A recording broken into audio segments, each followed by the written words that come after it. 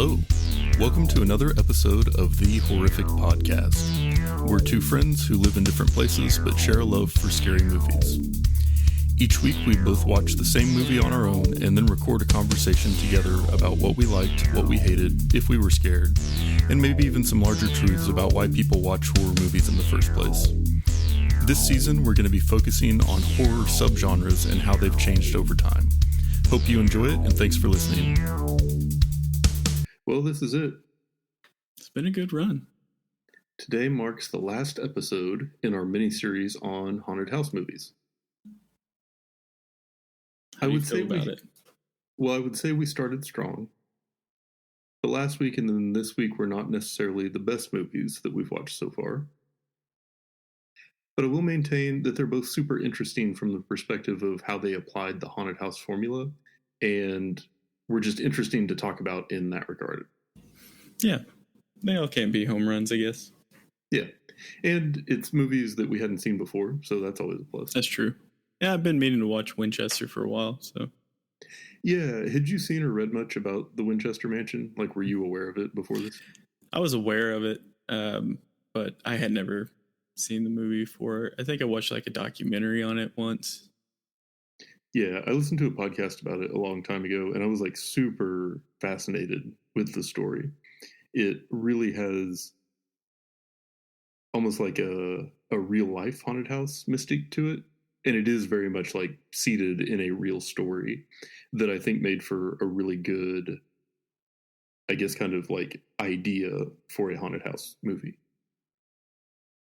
Yeah, I think it definitely does. I think the concept of it for sure makes sense. I feel like there's just this weird piece with it, though, that I want to get into. Interesting. Post-intro, yeah. Okay. I like that. You're giving them a little something to stick around for. It's almost like we know what we're doing here. Yeah. Almost.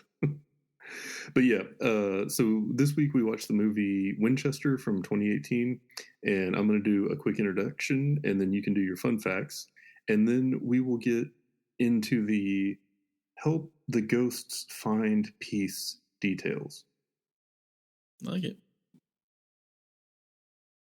In 2018, Lionsgate Films brought us Winchester, an early 1900s haunted house period piece based loosely on the life of Sarah Winchester, the heiress of the prolific arms manufacturer. This movie tells the story of a psychiatrist who is hired by the board of directors of the Winchester Repeating Arms Company to evaluate Sarah and determine if she is psychologically fit to continue leading the company after she exhibits a number of strange behaviors. While staying in the Winchester mansion, the psychiatrist learns that every fortune comes at a price.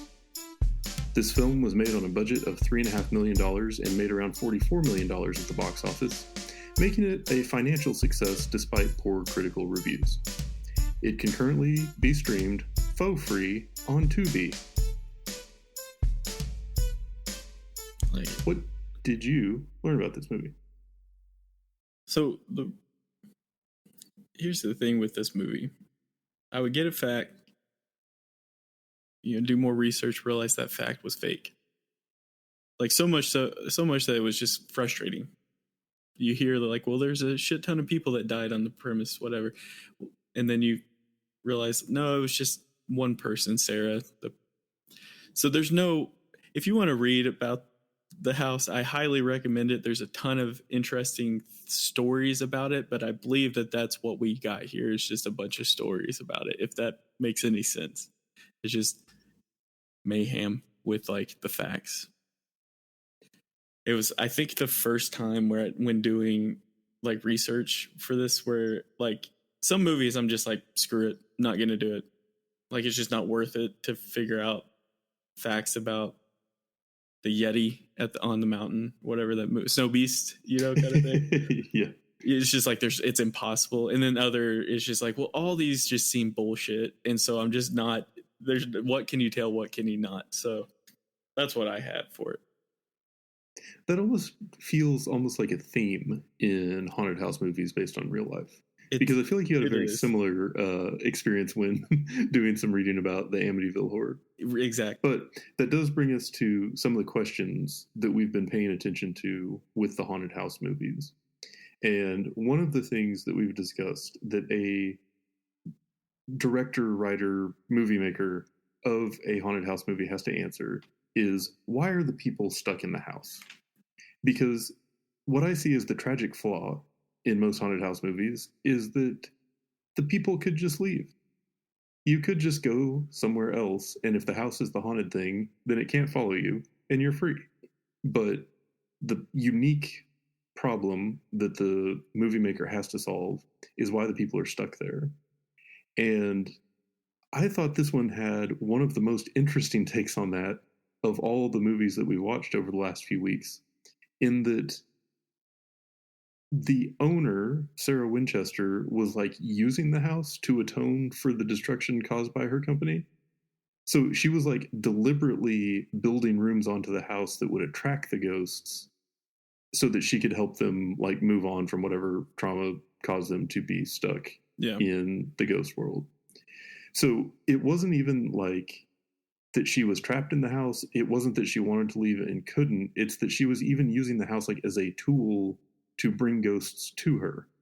And I would not have ever thought of that as a way to present the story. Mm-hmm. And I also am not really sure that's even what the actual story is, because I had heard that she felt haunted by the ghosts of the people who had been killed by Winchester rifles, and built the house like confusing to throw them off so they couldn't get her. That's that's when I was talking the facts and I was frustrated. That's the main piece that set it off, because it was like, that's what I read too. And like, that's overwhelmingly what I read about. Yeah. And then other people were talking about like the other, well, no, it's to help the ghost. And it's like, no, like that doesn't, I remember hearing that in school about, in high school about the Winchester house, about how, like, to kind of confuse them. Yeah. So, yeah, who knows? Yeah. So anyway, that I am going to fact or fiction. I'm going to attribute that to the writers of this movie as the ones who came up with that as the reason why she was staying there despite the stuff happening. I guess the other side of that coin was I guess it was her daughter and nephew who were staying there with her, or was it niece and niece's son? Anyway, it was like niece-in-law, or I thought it was like a in-law or something, but I could be wrong. It was the woman played by Shiv from Succession and her ginger kid. They were staying in the mansion, and it kind of made sense that they were there because I don't think they could afford to go anywhere else. But that's kind of like the stereotypical, like, oh yeah, we can't leave this house that's clearly going to kill us, because where else would we stay? It's like, if you're scared for your life, you'll find another place. But whatever. The interesting part, Sarah Winchester. But yeah, I feel like a really interesting location for a movie, because it's this weird house where they're like building more parts onto it. So it's like constantly changing and everything's a little bit weird. And I guess the other thing we talk about is like source of danger. And the source of danger were the ghosts of people who had been murdered by Winchester rifles. She was deliberately bringing them to the house so that she could like coach them through their ghostness or something. And the problem was that some of them didn't want that, so then they somehow remained and just like haunted the house. And again, that feels convoluted and weird. And there's a lot of questions I have that didn't really make sense, like in the story of the movie. But also, there's some things that it did that I thought were good, and mostly around like certain scenes that I thought they set up that were really creepy. Yeah, I think that there are definitely scenes in here where they did their math as far as haunted house horror goes, for sure. The story couldn't have been any more confusing for me, though. Like, if I'm just being upfront, like, it was just like, what the hell? Like, also, like, $400 back then, isn't that what he was getting paid? Something like $400. Just like, that's not worth it, dude. You're a doctor. Well, and I have mixed feelings on the story, because on the one hand, it's like a very 2018 type of movie to make, where it's like, well, the ghosts aren't really bad. They're just confused, and they had trauma in their lives. And so, you can't really blame them. They just need someone to help them move past that, and then everything will be okay. But then on the other side, it's like, well, the only person who could help a ghost was an elderly, rich white woman. Like, that's the person who is capable, based on no training whatsoever, to somehow be the only person in the universe that can help that happen. Like, it just, anyway. Yeah. I could go on for a long time about the stuff I didn't like about it, but I do still think that it was interesting from like the haunted house perspective, and it did some things that were worth talking about. So I'm going to try and focus on that. Yeah, I guess that's the frustrating thing. I mean, there's definitely a mystery surrounding this house, 100%. Like it was back late 1800s, early 1900s. Something more like documentary like would have been interesting to me. Yeah. And I think the actual like visiting that actual location would be awesome to go to, just to see like how they did it. Yeah. But I don't feel like I would go there to get like a haunted feeling, like that haunted house, feeling that you can get.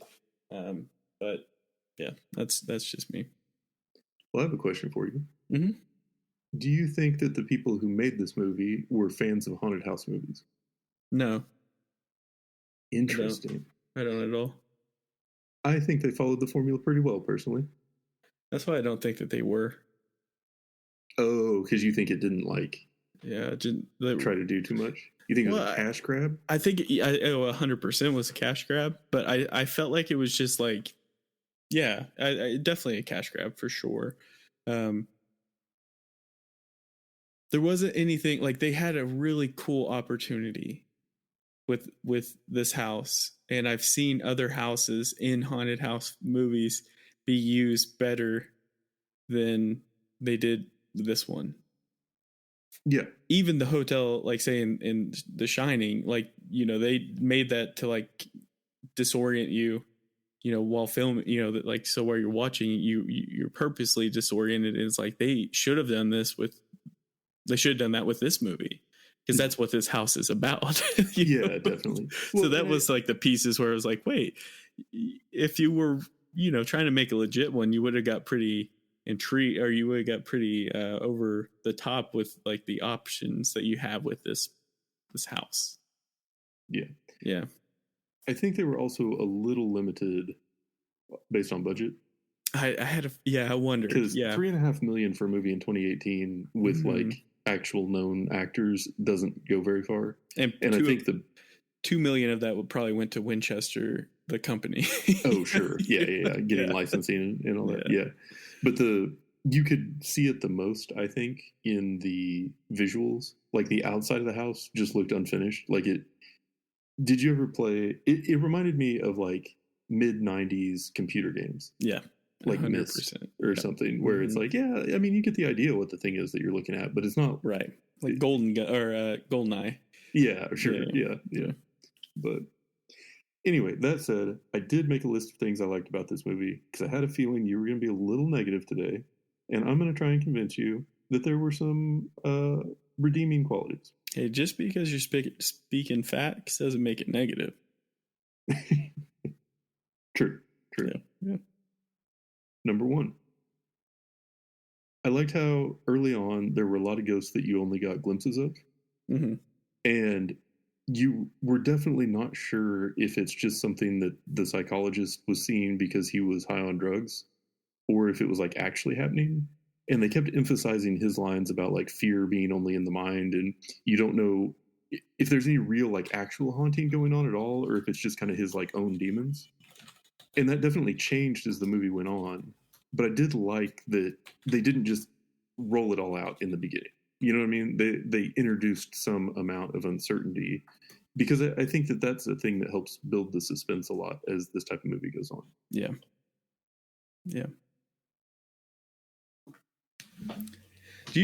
So I want to at least explain the moment when I got pissed off watching this film. Just real quick. There was like the cheapest jump scare ever when he was like first discovering the house. Or he was sitting there waiting to meet Sarah, or right after he met Sarah. And it was just like, oh, the people on the other side of the cabinet. Definitely out of nowhere. It was just like, no, it was after that. It was right after that.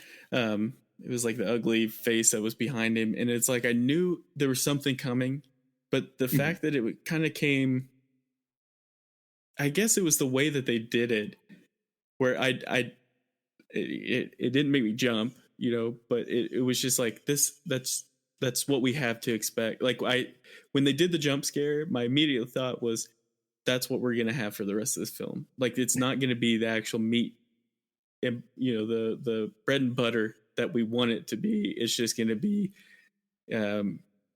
superficial jump scares. That set off my bad experience with the film.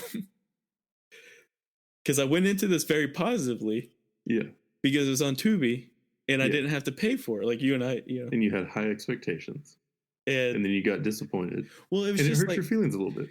Well, I guess for me, it's just kind of annoying because it's like,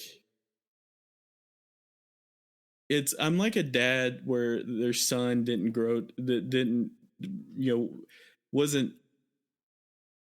exceed their potential, and like, I'm like the shitty dad that's like, you could have been better. That's what I feel like with this film, where it was like, there were so many great opportunities and you guys just threw it away. I just felt like a piece of shit dad saying that, but that's just that's what set it off. And that's why, like, I wasn't huge on it. And plus I didn't like their accents or the way they were talking. Look, I feel your presence and energy right now. Mm-hmm. And I know that there is an unfinished business drawing you to this episode. Yeah. Bam! Jump scare. And I apologize for what this movie did to you. Yeah. You need to find peace and move on. Yeah. Well, and because then that happened, and then like how demanding Sarah was too with the doctor. Like none of it made sense to someone in real life. Sure. If someone were to be like, as long as you stay on, and it's like, bitch, I'm here because you're fucking crazy and they're trying to get you out of the company. So like, you don't call the shots in this situation. But he was like, okay, yeah. Fine, I'll do what you say. No, I'm just gonna go take a couple swigs of my laudanum. Yeah, exactly. He's like, you do whatever you want. He said they're having withdrawals from a medication that he needs, and it's it's like, what is all this from withdrawals from your crazy opium? So there were just so many things that were going through my head while watching this that I was just like, whoa, like what's going on here? Like, first off, you don't talk to that guy, talk to the doctor like that when he's here to check you out. And then of course everyone had like a story, it was all like he had lost his wife and she had lost her. It was just like, come on, man. Just the puzzle pieces were too good. I feel like that it could have gone the route of trying to be the best horror movie it could be. I feel like it definitely was going more for the mass appeal thing. Like, we talk a lot about the difference between Hollywood endings and horror movie endings. Mm-hmm. This one 100% had Hollywood endings and Hollywood story arcs, like, the whole way through, for sure. Just so happened to have a bullet with him. Yeah. Well, and he gets a chance to talk to, like, his ghost wife for a while, and there was a lot of stuff didn't quite add up, but there was a scene I did like that is number 2 on my list. Oh, nice. And it kind of goes the opposite of what you were saying about the cheap jump scares, in that I thought this was not characteristic of this movie, but the scene was pulled off well. And that's where the kid wakes up at night, and then you have the tense music, and he's like leaning down to look under the bed, and he's like hanging off the bed looking under it. Mm-hmm. And you're totally expecting the jump scare from there. Mm-hmm. And then that roller skate just rolls by behind his head on the floor. I thought that was a good misdirect that was well pulled off for him. Yeah. I couldn't agree more. Which means they were capable of doing stuff more like that. They knew what they could do. Yeah, exactly. Yeah.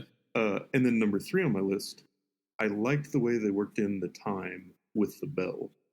because we've noticed that's a thing that tends to happen a lot in haunted house movies, 100%. where there's like a particular time at night and the camera cuts to, you know, the clock striking that or the bell ringing that or whatever. And then that's when like the scary nighttime things happen. Yeah. And that's a really effective way that you don't have to like follow all the characters to bed and then just wait around for a while. Like any scene can end and then the next scene can start with that. And that just immediately puts you on alert and you're like ready to like be on edge and scared for them. So, right. And then my fourth and final thing, they did occasionally at least lean into the whole you see something happening to the character before they see it happening to them, or you're not aware of it. And so one of the and that was and to make this is pre Haunting of Hill House, which I think kind of started the spark again with that. Yeah. I feel like the first season of the Haunting of Hill House. Yeah. If you watch that and compare it to this, you see like what this idea done right looks like. Yeah. Yep. And one of the scenes that stood out to me in this one, though, was like when they had like those pipes for the intercom system. And we like leans forward and he hears like the kind of like ghostly sounds on the other end. And then there's that like decayed looking finger that sticks out of it and just like almost touches the side of his face when he like turns to leave. Yeah. That was so tense. And he had no idea that it even happened. And there were just a few things like that in the movie that I thought were good. So, yeah, I think that. Well, it's actually it's funny because I thought Haunting of Hill House came out in 2020. Oh, I did too. But it looks like it was actually 2018, the same year this came out. Oh, okay. But still, there's no way they knew. There's no way the way movies work. But I think that first off, to think about how much money I would have if I had like 10 of the guns that they had back then. Right. Yeah. Like that's what Winchester 1873 is my all-time favorite rifle, for the record. All-time favorite gun. It's old school, lever action. Ooh. And so you're just like, man, I really, really wish that they had, or I could just have some of those guns. But I think it was just the pieces that were falling in place too much. Everyone seemed like they didn't, like it was one of those where like everyone seemed like they hated each other. Yeah. And at the same time, it's like, hey, I guarantee you there was definitely another rich person, next door to this ranch that would hire another butler. Like you could go find another situation and be happy. But it just seemed like it was too almost out of place, I guess, to for like the characteristics and stuff. But I think that I guess the nicest thing I could say is that this movie had a ton of potential. Yeah. Well, the story was not good. I heard, though, I read, I think it was just on the Wikipedia page, it might have been IMDb, but they were talking about how the main actress got nominated for a Raspberry for this role. Yeah, and she should have. I didn't think I hated her. That bad. I thought she should have died. No, I'm just kidding. I'm so sorry. I'm so sorry. I feel like she did the best with what she was given. I feel like the script should have gotten a Raspberry, but I don't think it's fair to like say, that her performance was the only problem with it. Yeah, I think that those like Raspberry Awards, I think that's a very weird thing to give people. However, like at the end of the day, they are just actors. That's that's it. And it's just entertainment. And so it's like, who gives a shit kind of thing. But like I was not like, she was a leading reason why I just wasn't, I just didn't not like her. Yeah. So I definitely, for me, I would have voted. Like, sure. Yeah. So one of the things that I think is important to point out with this one is a thing that I feel like was missing from this that is key to a haunted house movie being effective. And that is empathy for the characters. Yes. Yeah. I feel like you have to want them to survive. Right. For a haunted house movie to be really effective in pulling you in and creating terror. And I think that if we look back on the movies that we've watched, that's kind of one of the big differences between the first couple and these last two, is like typically you would have had at least one character that you feel like is innocent and deserves to get out alive. Mm-hmm. But with this one, it's just like, meh. And the 13 Ghosts, I also was just like, I find all of the characters annoying. And I feel like they're trying too hard, and I don't care for them. And I have no connection to them. So what do I care if the ghosts, they get away from the ghosts? You know what I mean? No, and you're absolutely right with that. So yeah, this is not one that I will plan to watch again. But, you know, it's been on my list for a long time. And so it feels good to be able to check the box if nothing else. Yeah. And it was an interesting scenario, I guess, for a haunted house movie. But I think we both would agree that it could have been done way better. Just give me $3 million. I'd do it. 3.5, actually. You got room to work with. You know I do. Or are you trying to underbid them? I'd buy an island. Wouldn't make the film. But I do have to say, like, starting off with this section, I'm still in the stand, like the point of view of like, this is still one of my favorite genres now. Yes. Maybe that's one of the reasons for my intensity, because like we started out ridiculously strong, and then, you know, we started ridiculously strong, dude. Like I guess the last two fell flat. I would way rather watch Amityville Horror 1,000 times than this one once, but I'd rather watch this one 1,000 times than Under the Skin once. Do you know what I mean? Yeah. So it's not that bad. It's not that bad, but like, I think I just like got to the point where I was like, oh no, this is it. This is where I'm going to be. I'm going to plant my heels in haunted house horror and watch this religiously. And then when I realized like, oh, the potential, and then they screw it up, I was just like, that's why I was kind of irritated. Yeah. However, honestly speaking, like I loved this section. Even like starting in Winchester, I just started not liking it. You know, I started pumped, ready to go. So it was exciting. There's something about haunted houses because you don't know for sure if it's actually haunted, which is dope. But then that there's unlimited possibilities because of that. You know what I mean? Like right. you could do there's so many different options you can do. And like, as far as like why it's haunted, how it's haunted, the time, you know, using the clocks, and there's so many possibilities. So I loved it. Yeah, and that was definitely the goal of this miniseries about haunted houses, was to just look at how creative you can get with that basic framework. Yeah. So like we have this idea of what a haunted house movie is and what some of the tropes are for that.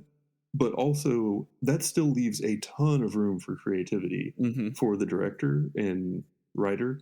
And so it's been cool to see just how far different movies have been able to take kind of that central idea over time.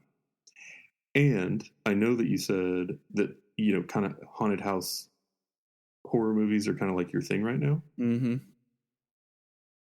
But I wouldn't necessarily make any big claims, because we still got a ways to go. We do. Season. That's true. And while this week might be the end of our mini-series on haunted houses,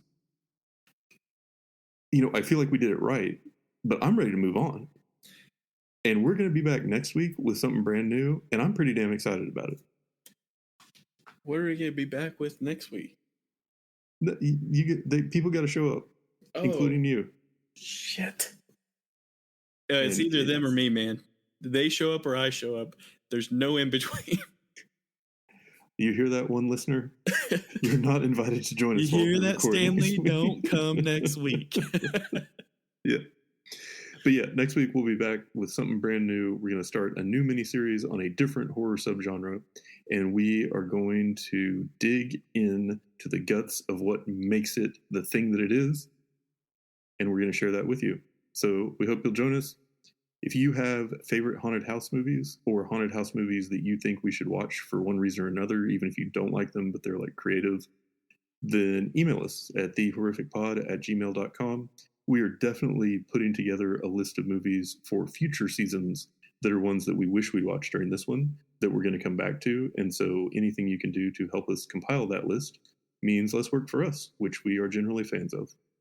If you recommend it and you don't like it, though, you have to tell us why you don't like it. And that's it for today's episode. If you've listened this far, then thank you, and we hope you've enjoyed it. We're always looking for new ideas, so if you have any questions, comments, or movie suggestions, please send us an email at thehorrificpod@gmail.com, or feel free to comment on or message our Facebook page. Just search for The Horrific Podcast. Thanks for listening.